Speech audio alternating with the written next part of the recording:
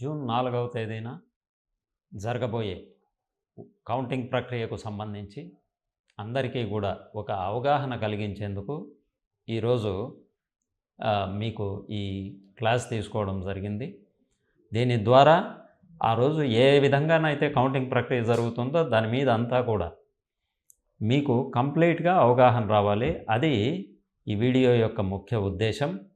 దీని ద్వారా election commission ఏవైతే చట్ట ప్రకారం మనకి రూల్స్ ఫామ్ చేసిందో వాటన్నిటి మీద మీకు పూర్తిగా అర్థమయ్యి అక్కడ వాటి ప్రకారం మనం నడుచుకోవాల్సి ఉంటుంది. ఇది వీలున్నంత వరకు సరళంగా ఉండేటట్లు నేను చెప్తాను. ప్రతి ఒక్కరు కూడా జాగ్రత్తగా ఫాలో అవ్వండి.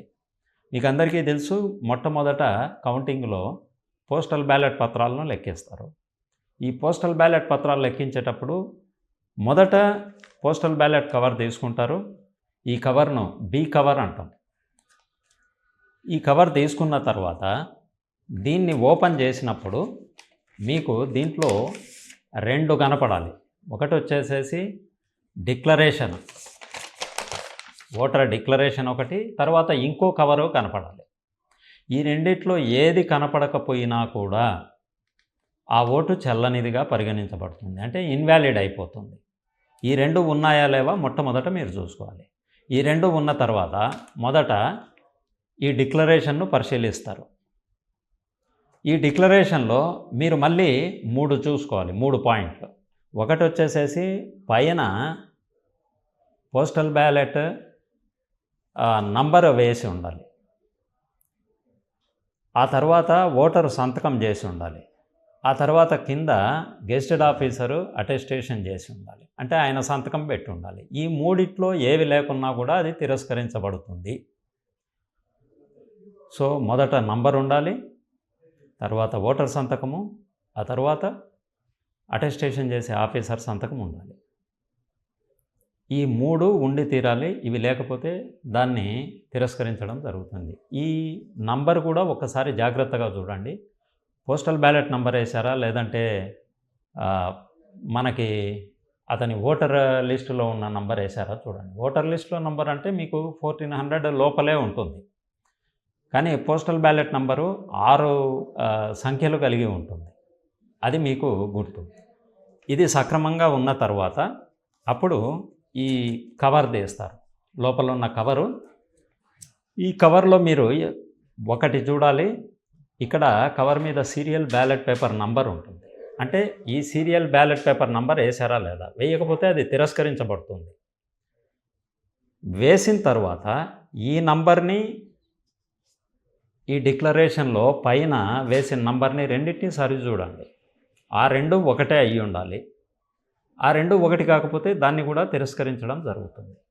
అన్నీ సక్రమంగా ఉంటే అప్పుడు ఈ కవర్ను తెరిచి బ్యాలెట్ పేపర్ను తీసుకుంటాం. బ్యాలెట్ పేపర్ తీసుకుని బ్యాలెట్ పేపర్లో ఎవరికి ఓటు వేసాడు అన్నది అప్పుడు మనం చూడటం జరుగుతుంది. ఈ పోస్టల్ బ్యాలెట్లో ఈ బ్యాలెట్ పేపరు ఓట్లను ఎట్లా పరిగణిస్తారనేది మీకు ఒక ఐడియా ఉండాలి. బ్రీఫ్గా చెప్తాను. ఒకటి వచ్చేసేసి ఈ పోస్టల్ బ్యాలెట్ మీద ఏ క్యాండిడేట్కి, తనకు నచ్చిన క్యాండిడేట్కి ఏ గుర్తైనా పెట్టవచ్చు. అంటే ఇంటూ పెట్టచ్చు, మార్క్ పెట్టచ్చు, చుక్క పెట్టచ్చు, లేదంటే స్టార్ గుర్తు పెట్టచ్చు, ఏవైనా పెట్టచ్చు. అది ఇబ్బంది ఏం లేదు. బట్ వాళ్ళు చేయకూడనివేవి అని అంటే ఇద్దరు క్యాండిడేట్లకు వేయకూడదు. రెండవది, ఆ వ్యక్తి ఐడెంటిటీ తెలిపేటట్లు దాని మీద ఏమీ రాయకూడదు. ఫర్ ఎగ్జాంపుల్, అతని సంతకం చేసిన, లేదు అతని బొటన్ వేల ముద్ర వేసిన, లేదు అతని ఫోన్ నంబర్ రాసిన, లేదు ఇంకోటేదో తనకు నచ్చినది రాసినా కూడా అది ఓటు చెల్లనిదిగా పరిగణించబడుతుంది. అండ్ రెండవది, ఒకే క్యాండిడేట్కు 2 గుర్తులు వేయచ్చు. అయితే అది ఒకే క్యాండిడేట్కు ఉన్నా కూడా మనం యాక్సెప్ట్ చేస్తాము.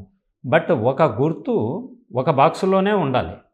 ఆ బాక్స్ దాటి ఇంకో వ్యక్తికి పోయి అది ఎవరికి వేసింది అర్థం కానప్పుడు ఆ ఓటును చెల్లనిదిగా పరిగణించబడుతుంది. ఇది మీరందరూ జాగ్రత్తగా చూడాలి. అండ్ థర్డ్ ప్రికాషన్ మనం తీసుకోవాల్సింది ఏంటంటే, పోస్టల్ బ్యాలెట్కు సంబంధించినంత వరకు ఫస్ట్ పోస్టల్ బ్యాలెట్లు ఏం చేసేటప్పుడు ప్రతి ఒక్కరికి చూపిస్తారు. అయ్యా ఫలానా పార్టీ అని చెప్పి చూపిస్తారు. చూపించి అది ఏ పార్టీకి అక్కడ అలాట్ చేశారో ఆ పిజియన్ హాల్లో దీన్ని పెడతారు. ఇక్కడ కౌంటింగ్ ఏజెంట్ చూడాల్సినవి ఏంటంటే మొట్టమొదట అతను ఫలానా పార్టీకి అని చెప్పినప్పుడు దాన్ని తను నిర్ధారించుకోవాలి. ఎస్, ఆ ఫలానా పార్టీకే వేశారు అనేది నిర్ధారించుకోవడం ఒకటి. రెండవది, దాన్ని ఏ క్యాండిడేట్కు పెడుతున్నాడో చూడాలి. అదే క్యాండిడేట్కు పెడుతున్నాడా లేదా, ఇది రెండవది. అది పెట్టిన తర్వాత మూడవది మీరు చేయాల్సిందేంటి, ఇమ్మీడియట్గా రాసుకోవటం. ఏ పార్టీ క్యాండిడేట్కి ఏమొచ్చింది అనేది రాసుకోవడం. ఈ రాసుకునేందుకు మీకు అందరికీ కూడా పెన్ను, తెల్ల కాగితాలు, ఫామ్ 17C 3 కూడా మీరు తీసుకెళ్ళొచ్చు. కాబట్టి మీరు తీసుకెళ్ళిన కాగితాల్లో అవి రాసుకోవాలి. ఇది పోస్టల్ బ్యాలెట్ పేపర్లో మీరు తీసుకోవాల్సిన జాగ్రత్తలు.